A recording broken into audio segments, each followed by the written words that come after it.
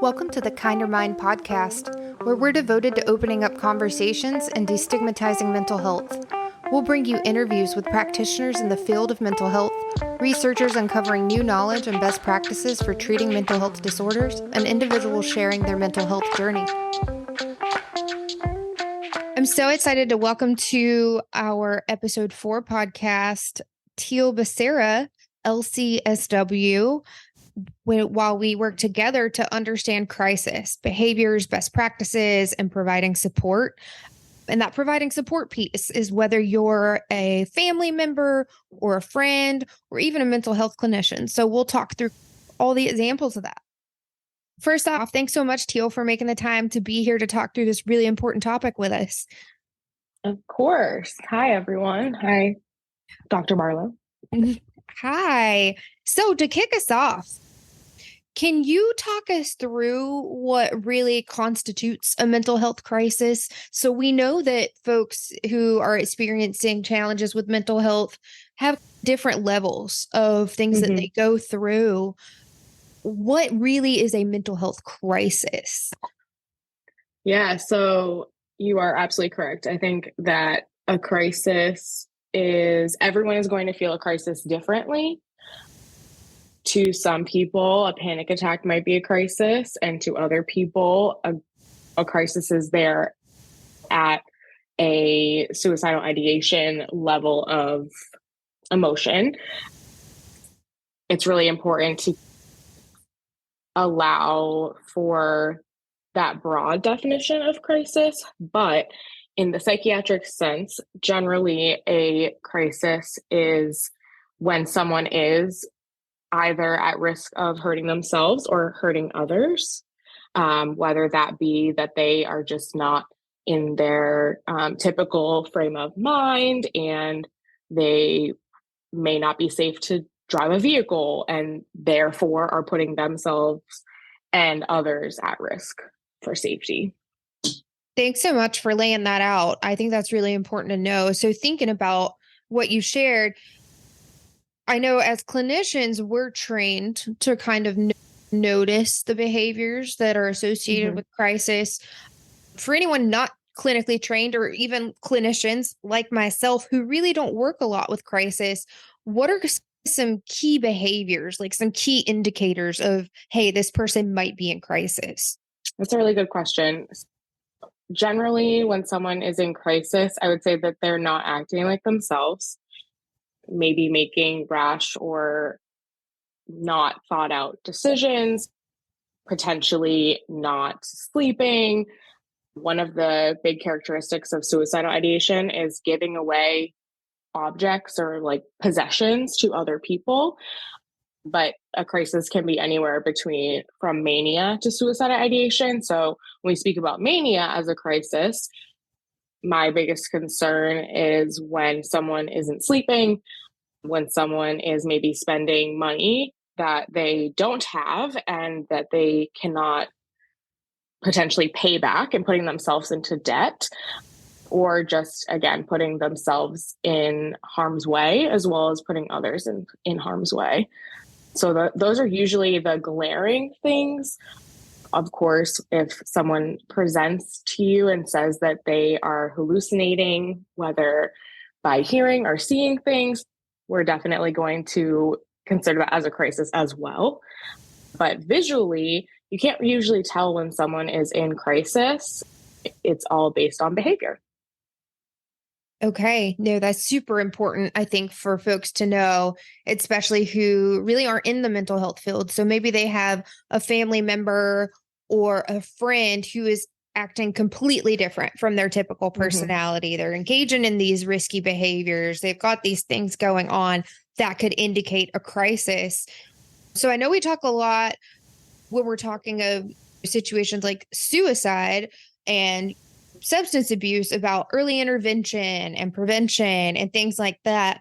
Can you tell us about the importance and kind of the act of early intervention and prevention when it comes to mental health crisis? Yeah. So I think the biggest form of prevention and intervention is just awareness.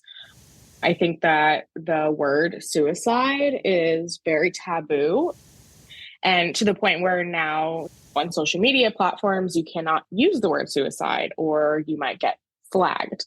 So a lot of folks like on social media will use the term unalive just to talk about suicide because it is so taboo that I think that's the first point of prevention is by talking about it and by talking about these warning signs, like giving possessions away and engaging in risky behaviors. So just thinking about the importance of early intervention and prevention. Somebody's off their meds, just like being a supportive friend or family member, and your friend or family member like, has these behaviors or has this Mm-hmm. diagnosis. What are some things you can do to intervene and prevent, or even Mm-hmm. connecting them with a helping professional, or just like anything you can think of in terms of intervention and prevention? Yeah. If you have a family member or a friend who you know is at risk of maybe suicidal ideation, has been in the past, I think it's really important to ask them what they need for those moments where they may go back to those behaviors and thoughts that are unsafe. Some people don't realize when they're becoming unsafe. Those who have mania might not even realize it until they're looking back weeks later. Oh, that pattern of behavior is something I experience monthly. Or even folks who have diagnoses like premenstrual dysphoric disorder, they they will have mania or thoughts of self-harm, thoughts of suicide during their menstrual period, and they don't realize that until they're out of it. So I think it's really important for anyone to, one, know that you are a supportive person to them, and know and ask that person in your life, how can you support them? But then I think it's really important to talk to them about this when they are feeling safe so that they can identify what they need in those moments. A lot of people who experience crisis, whether that be one time or many times in their life, are probably not going to ask for help or identify when they're experiencing a crisis. So I think the most important part of that early intervention piece is to know what those signs are if you are living with someone or working with someone that experiences crisis frequently. I think, as I said, with the just talking about it in general will create a safer space for someone to know that they can come to you when they are feeling unsafe. That's so important because I know that a lot of us like to think that we're supportive and that we want the best for others. And we make all of these statements. I feel like a lot of the times, too, with the best of intentions.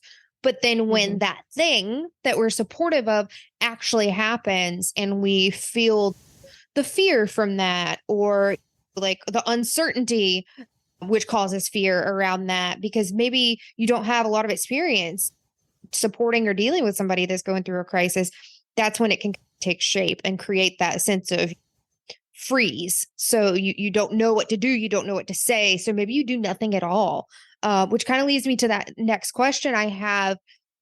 If you're not a mental health professional and you recognize that something's very off with your friend, what is that next step? What should you do? Is it a conversation?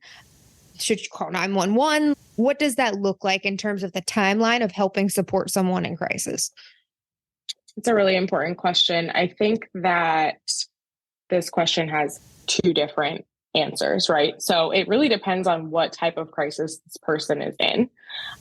Because if they aren't safe, or if they, let's say, are a parent and their children are being neglected because of that, that is when it is your duty almost, if you feel so like you care for this person because they're part of your life, to potentially have interventions such as like crisis services, which most police departments have mobile crisis teams and social workers or clinicians that work alongside of the police department to assess individuals when they're unsafe. So when you know someone is truly unsafe and they're at risk or going to hurt someone or someone else, you definitely need to bring in authorities. I know that there's a huge stigma with police intervention, and I completely understand. And so typically you would be calling maybe the non-emergency number instead of 911, which then when the department is trained, those clinicians are trained on how to react. And most situations don't cause like flashing lights with ambulance and police showing up at someone's house, which can also obviously cause a visual disturbance to the community of neighbors if you have them. The other part, of course, if someone is unsafe, they're going to hurt someone else, hurt others. Or you just have a suspicion that they're unsafe, even if they haven't said outwardly that they're going to hurt themselves or others. You should get someone involved that knows what they're doing.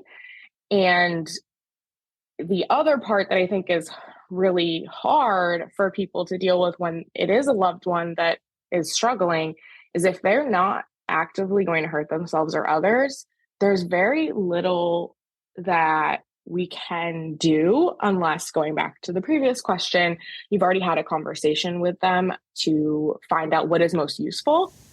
Some folks choose, I'm going to go back to mania, some folks choose not to take medication. And so therefore they may experience mania and they may experience auditory or visual hallucinations, and that's their choice. Especially if someone is an adult, like over the age of 18, they have every bit of agency to make that choice. So I think that, again, goes back to having that conversation with that person, if you can, preventatively, to determine what is going to be the most helpful.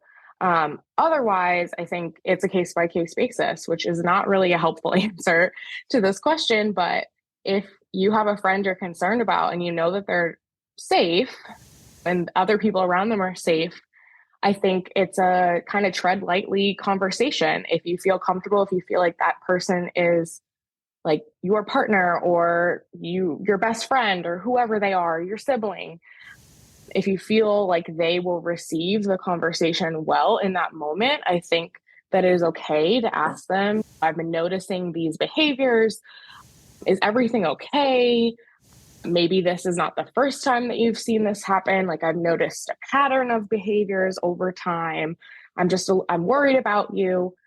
I think that can be a really hard conversation to have, especially because you don't always know how someone can react. And people who are in crisis don't always react the way they would if they weren't in crisis. So it's a bit of a hard, I wish there was a very clear like line and direction on what to do when someone is safe but in crisis, because it really is a case-by-case basis. For sure. And one of the reasons I'm so glad that you were able to join us today is because I know you have a really established history of experience working in crisis. Are there any specific experiences that you're able to share with us and the listeners about a time when you have been involved as a helping professional in a crisis situation, or if you've been involved as a friend or family member in a crisis situation? Anything you're comfortable sharing? So I have done extensive work in the crisis field. You're right. I used to work in psychiatric emergency services. Previously, I worked in the state of Massachusetts, where we are lucky enough, the community of Massachusetts is lucky enough to have emergency services teams in every single catchment area, which basically it's not based on county, it's based on towns and where they are located. And so I loved doing the work that I did. I worked in mobile crisis as well as hospital crisis. So when someone was experiencing a crisis, they would call, and I was the triage clinician that would either schedule them a same-day psychiatric emergency evaluation, or I would route them to the hospital. But I can think of one example that comes to mind that kind of draws to the last question that you asked about that. And I was talking about that fine line between, what to do if someone is safe and what to do if someone is not safe. So I had someone reach out to us and ask for support for their friend. Unfortunately, again, back to the whole agency piece, when someone is over 18, they have full agency to choose whether or not they need a psychiatric evaluation unless they're unsafe or putting anyone else in harm's way. So this person that reached out was talking about an adult, which already is usually leads to us at the time, we would say, and this is still current, that if they're 18, over 18, they have to call back and schedule themselves. Unfortunately, they have that right or the right to not get an evaluation. And this friend was really concerned about their friend who was experiencing some auditory hallucinations as well as mania and psychosis, in which they felt that they were connected to a higher power. So oftentimes folks will hallucinate that they are Jesus or another spiritual figure, or that they have a direct connection with God or Jesus or whomever that they have a connection to. And the friend was really looking for support for the person in crisis because they knew that wasn't normal behavior for their friend. And I was in a tricky position, again, coming from a place of, I love that you're reaching out about your friend, but they have to call for themselves.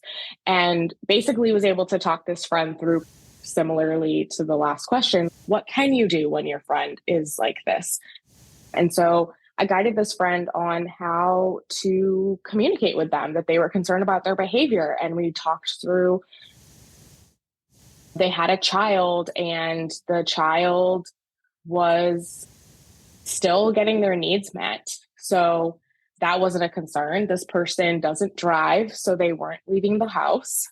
They weren't driving other individuals. And really all of their beliefs about themselves as a part of that psychosis were not harming anyone. They were not having auditory or visual hallucinations, command hallucinations telling them to hurt themselves or hurt someone else. So really what I coached this friend through was to just support their friend and continue to allow this person to have their psychosis. And unless it gets unsafe, there's little we can do as mental health professionals, unfortunately, besides if you have the rapport with them, to coach to see if they can recognize that these are not true statements that they would typically have. And unfortunately, that's the thing that stinks about this experience, that stinks about just having loved ones who experience crisis, because there's not always anything that you can do. And sometimes the answer is just let them live their life, and hopefully they will be able to return to their typical state of mind. And until then, we can't really do much unless they're unsafe. That's such a hard spot to be in. And I know a lot of people can really empathize with that situation and spot of, you can only do so much.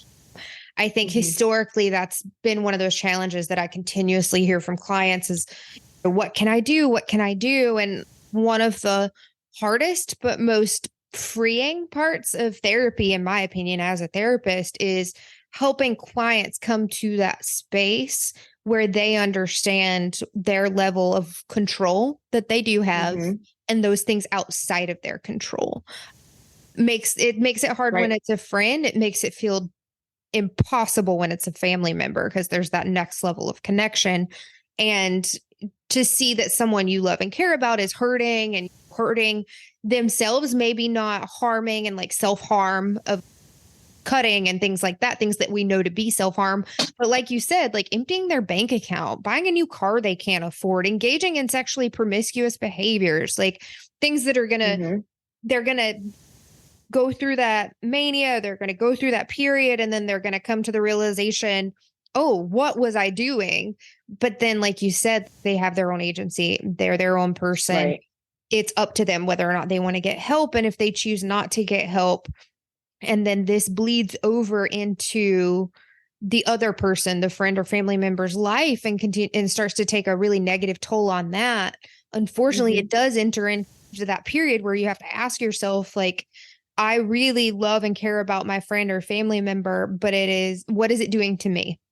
And Right. what am I going to do about that? And how can I put cautions and boundaries or things in place so that I'm not allowing the fact that they're not getting help to continue to make me lose sleep or not have an appetite or take time away from my family and work, like things of that nature. So, no, it's definitely a tricky situation, especially as you mentioned earlier. There's a huge stigma. There's a stigma around all of mental health. And that's why I love that I have the opportunity to bring practitioners and experts in the field like yourself on the show so we can really open up these conversations about mental health and make it feel not so scary. Right. Tell me, in your experience working in crisis and really in the mental health profession, what are some misconceptions or stigmas surrounding mental health crisis, and how can we address them effectively? It's a great question. I think the biggest stigma is that folks feel, I'm saying this as a clinician, as a therapist, folks feel that if they do seek out help professionally and say, hey, I am having these thoughts of self-harm, I'm having these thoughts of suicide, I am having thoughts of maybe hurting someone else, they are automatically going to get hospitalized. And I think I know that deters people from getting help, because they think, okay, if I share with my therapist today that I'm thinking about cutting myself, that automatically they're going to be hospitalized. The truth of the matter is that there, one, is a huge crisis just in general of having access to higher level of care. So like inpatient care, right? But the other part of this is that we're not automatically going to hospitalize you. There are criteria you have to meet in order to be hospitalized. And it's better that you're sharing it, because when you're hiding it, it is more scary to individuals to find out later. And that would be more of a concern to me if someone did not share with me how they were feeling, and that in fact they have been harming themselves for months, and now they have harmed themselves so severely that they have to be hospitalized. So I think that is another part of prevention. But the stigma exists that just asking for help is going to automatically put you in the hospital. And that's completely incorrect. Okay. So for our listeners who might be experiencing a crisis themselves, or like you mentioned before, they've got those occurrences of mania or going through their cycle when they're on their period, they've got those times of harmful behaviors. What is one thing you'd like to say to those folks in terms of reaching out, getting support? Maybe they're not working with a therapist. Maybe they've never opened up about this before. Maybe they didn't even know it was a problem. They just thought that's the way they are. What is something you'd like to share to our listeners who might be experiencing that in terms of how they can reach out for support and what steps they can take? Yeah. Ultimately, do not be afraid to ask for help. Tell someone, tell your friend, tell your family, tell someone that is safe, that you know is going to support you, that loves you unconditionally.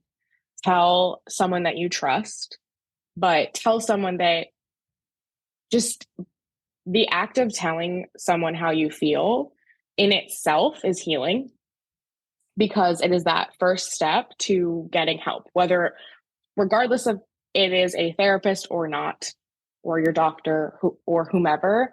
Telling someone like opens you up to potentially getting help in the future. So I think my biggest piece of advice is telling someone. There's so many resources out there on where to find a therapist. And I think one of probably the best resources that we have in the US, and I actually don't know if it's accessible from other countries, but we have the crisis text line, which I think is probably one of the best resources that I've ever found and ever referred people to, because it is a anonymous 24-hour support text service. So you will text that number at whatever the number is, 741-741. I have it memorized. At whatever hour of the day, like I am feeling unsafe, I'm having a panic attack, I'm thinking of harming myself, I'm thinking of harming others, I'm experiencing mania, I don't know what to do. And that person is going to be there to walk you through how to get support. And they are crisis counselors that are trained in how to help you. So if you don't have a person that you can trust in your life that you have personally, I highly recommend the crisis text line as the first person that you tell, because sometimes it is actually easier to tell someone that doesn't know you at all how you're feeling, but because it can feel so hard to tell people that you love because you don't want to hurt their feelings. Oh, absolutely. That's such a great point. And also there might be that fear in there because of what we talked about with that stigma. What are they going to think about me? Are they going to think that I'm not safe to be around, or safe to have their children around, or even safe enough to watch their dog? There's just all these fears that kind of come into your mind when you have to admit to someone that you're maybe not that person that they thought you were, or you're not perfect, because as our ego is a very important part of what makes us. So then when we do things that feels like we're challenging that ego, we're taking pieces away from it, it can feel terrifying because we worry that's really going to change who we are to the world. And I think you mentioned a really great word, healing. So thinking in terms of individuals who go through a mental health crisis, they engage in these risky behaviors. They obviously in the moment don't recognize what they're doing, what's going on. Everything is moving so fast, and there's really not that level of cognition there that says, hey, you're doing something wrong, you need to stop. Fast forwarding to when they do have that perspective and they can look back on that and reflect, as a therapist, what are some things that these folks can do around self-care and really not beating themselves up and not blaming themselves for what they just went through? A good question. I think just accepting that I think a lot of the stigma comes internally, like you said, from the fear that people are going to perceive you a different way. And I think along with healing is that piece of acceptance. No one wakes up one day and decides that they want to have intrusive thoughts of self-harm, right? No one wants that for them. No one wants to have to deal with that on a daily basis or monthly basis or what have you. But I think when people accept that this is who they are or what they're experiencing in that moment, it doesn't mean who they are as a person, but like biologically, chemically, something is going on that they need support with. And so I think the term self-care is thrown around a lot, right? People identify self-care as bubble baths and having tea or your drink of choice when you lay out in the sun or whatever. But self-care is really just listening to your body and what it needs, in my opinion. And so that could be a bubble bath. Maybe baths relax you. But ultimately, it could be taking your med. I did also want to mention that one of the signs as a clinician that is concerning to me when I can tell when someone is being unsafe, even if they're not intentionally trying to hurt themselves or others, is when someone decreases or stops taking their meds because they feel like, oh, I'm great now. Usually that feeling of I'm great now is because their meds are working. So when someone stops taking their meds for a long period of time without the help of a psychiatrist, that is also somewhere I would be concerned that they're in a crisis.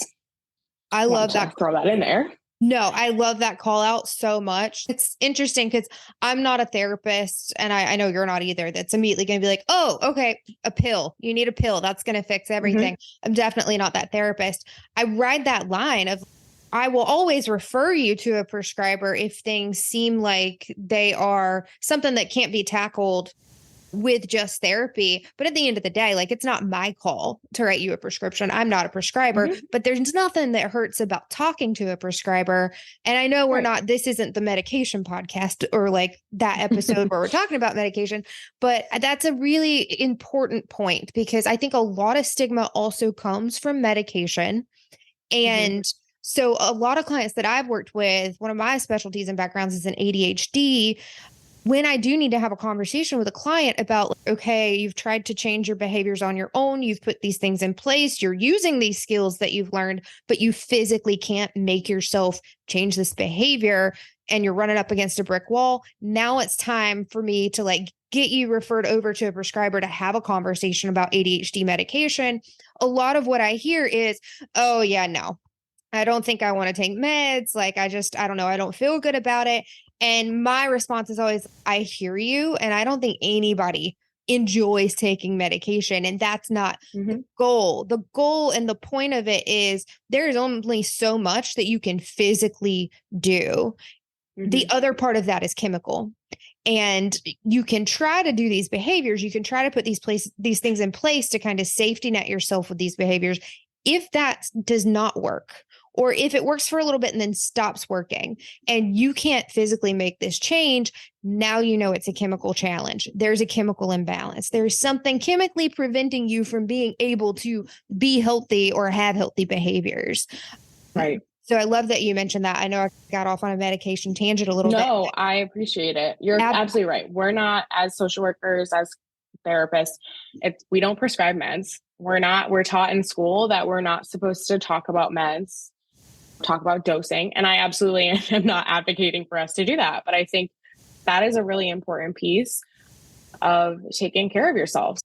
Self-care can be as basic as brushing your teeth and taking your meds. And some people need more than that. Some people like at their baseline, they take their meds every day, they shower every day, they brush their teeth every day, but they still have rough days and self-care may look different. I think that exercise can do a lot for your mental health. And I'm not saying you have to go to the gym, get a gym membership and work out every day, but even just getting some fresh air, standing outside, hopefully with the sun shining, because I love the sun and the sun should be out all the time, everywhere.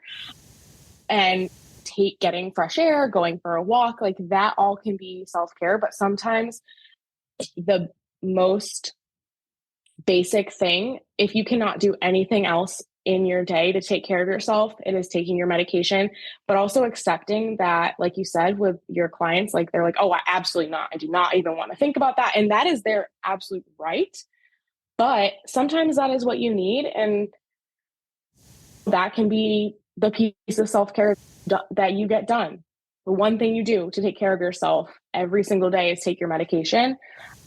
Again, some people choose to absolutely not take medication and they have like hallucinations, and that is their choice. Absolutely. And I think too, like another, again, like completely their choice. I'm not here to persuade anybody one way or the other for sure. But then like one of my comments that I love as a go-to is, okay, how many cups of coffee do you drink in the morning or throughout the day? What is your goal for that coffee? Your goal is to give you energy, wake you up, and keep you productive. So then obviously a lot of these psychotropic medications are either a controlled substance or you need a prescription to get them. So I'm not trying to compare coffee to a psychotropic drug, but there's a purpose there. And I think that's kind of that key point. If your purpose is to live a better life without these risky behaviors or ADHD, like in my example, you're going to need something to make that happen if you have tried and failed. Because one of my things that I just hate for clients to go through is they do the work, they try really hard, and they want the positive change vehemently, and then they continue to fail. So then they get in those like self-blaming behaviors and thoughts of I'm not good enough. I'm not strong enough. If I were stronger, I could then X, Y, Z. And that's where it's like really given that psychoeducation, it's not you, it's your chemicals. It's your brain. Like you said, I think it's interesting. We're talking about ADHD in this podcast about crisis, but along lines of caffeine, the way that caffeine affects the brain for one person is different than the other. So a lot of times with medication, I bring up ADHD because caffeine can actually make the ADHD brain become sleepy, which is hilarious because it's a stimulant for some and not for others. But that's how everyone's brain is different. Not one medication is going to work for every single person. And I think that's also where a lot of people get discouraged because there are a lot of people I have heard from, like a lot of clients who have said, I went to this prescriber and they just wanted to throw all these medications at me, or they said I didn't need any, or they didn't listen to me. I'm really glad to have formed relationships with a lot of psychiatrists who do listen and who want it to be your choice of what you can take. And I think that's the most important part in this, is that you do have that agency. I'm going to keep using that word, that I if love you that word. go and have that conversation with a psychiatrist, just because you're meeting with a psychiatrist, like you said, does not mean you're going to leave with a prescription. They might make suggestions. They most likely will make suggestions on what. Also, if they give you a prescription and you decide to fill it and then say, you know what, I don't want to try this right now, that's okay too, because it is your body ultimately. But it comes to a point where if you're having symptoms so severe that you are unsafe or making others unsafe and medications may help, that's okay. And I think that that's a huge stigma, right? It is okay to take medication. And I'm really glad that we're in this space now where social media is so prevalent. I think obviously it can be so harmful, but I am on the side of social media that is okay with talking about taking medication and okay with taking medication in general, right? If it helps you, that's okay. Like, it doesn't mean that you didn't choose to be born into this world with a brain chemistry that makes you sad every day. I think it's important to have these conversations, right? So to provide safe spaces for your family members who may be struggling, or friends or whomever in your life that is struggling, to have these conversations. And it can feel really awkward or uncomfortable, but I think at least a lot of my clients, I know they communicate with others, and I do the same, through like TikToks and Reels. And so sometimes a video or a podcast, use this podcast, will open up a conversation of, hey, I was listening to this podcast and I learned about suicidal ideation and like how to support my friends. And I know that you've dealt with that in the past. Like, how can I support you? And so I think it's all about having that conversation, because that is actively fighting against the stigma of accessing help and mental health care. I know that you have some really great resources for our listeners, either for themselves or to share with anyone they know that's going through a mental health crisis. Do you want to go ahead and provide our listeners with those now? Yeah, I talked about the crisis text line before. It is actually accessible 24 hours a day, every single day, in the United States, Canada, the UK, and Ireland, which is really amazing. So if you are listening to this in another country, if you're in the UK, please use the crisis text line. So you're going to text HOME, HOME, to 741-741. And again, that is a free 24-hour crisis service. I like to give this out to anyone and everyone.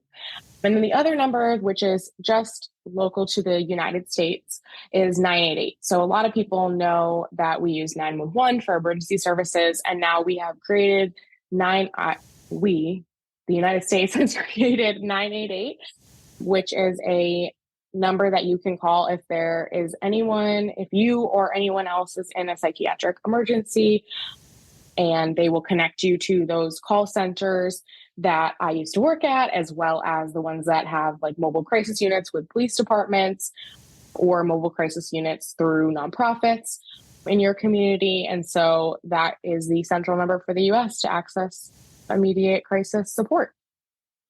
I also wanted to mention that I know I'm not a parent, but I have cared for a lot of kids. And it's when you have a child or you care for a child, that is like a different type of love. And I think it can be really hard for parents to accept when their child is hurting because they created that child or have raised that child as their own, and they don't want to feel like maybe they've made a mistake in parenting or done done something wrong, or knowing genetics that the brain chemistry, like you must have, there must have been something during pregnancy. None of that is true. You are a great parent, and I think you need to give yourself credit for recognizing when your child feels unsafe, and just ultimately trying to get them the best support that they need. But I think this also goes into where it's really hard is that once your kid is over 18, they are an adult. And so that is one of the things that I used to come into contact with all the time working in emergency services is a mom would call for their 19-year-old son, for example, and there's very little that we can do unless that 19-year-old again is unsafe or someone else is unsafe that they're threatening to harm because they have to consent to that help. And so I know that must be a terrible situation to be in. And I've never been in that situation again, I'm not a parent, but I can only imagine and empathize that that is probably one of the hardest situations to watch your kids struggle.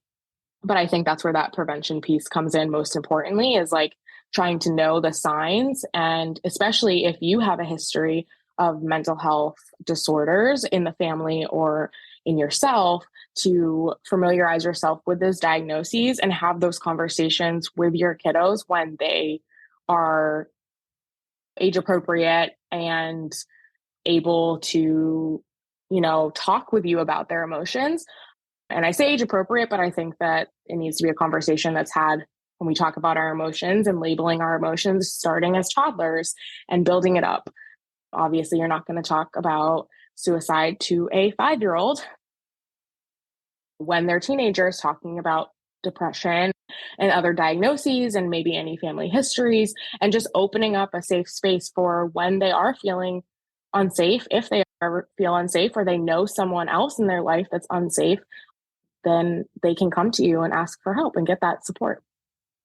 I know like that moment of what parents go through when something goes wrong. And maybe it's not a mental health crisis. Maybe it's their Mm-hmm. kid acting out, or maybe they got arrested, or it's whatever happens, that immediate like statement you make either out loud or in your head, where did I go wrong? And Mm-hmm. that's not a thing. But if you know that you were a good parent, you were most likely a good parent. But you made a very good point. The communication is the game changer. Being Mm-hmm. that person, like you mentioned earlier, when you were saying, like, reach out to someone that's safe if you're in crisis or you need support, being that person that is safe for your child to reach out to and share that things are going wrong, or, hey, mom, hey, dad, I'm having a challenge with this. Being that safe person for your child is everything. Just fostering that piece of communication and letting that be known by your child. Hey, yeah, you're going to make mistakes. I'm your parent, so I'm going to have to put consequences in place for you when you make mistakes. I will never love you any less. I'm never going to judge you for this and make you feel unsafe. Please always talk to me, always communicate with me, keep those lines open. I think that can be a huge difference between finding out, unfortunately, when it's too late after the fact, Mm-hmm. when something has happened that's catastrophic and maybe there's been self-harm, or is it still called a successful suicide? Death by suicide. Death by, or if they've had a death by suicide, if you can get that communication going and fostering that at a young age, there's always hope. It's not a guarantee, but there's always hope that you will be that person that your child reaches out to. Exactly. Thank you so much again for joining us today, Teal, on this episode, Understanding Crisis Behaviors, Best Practices, and Providing Support. Until next time, I'm Dr. Barlow. The Kinder Mind podcast is produced by Dr. Elizabeth Barlow, edited by Marco Antonio, with music by Pax Minerva.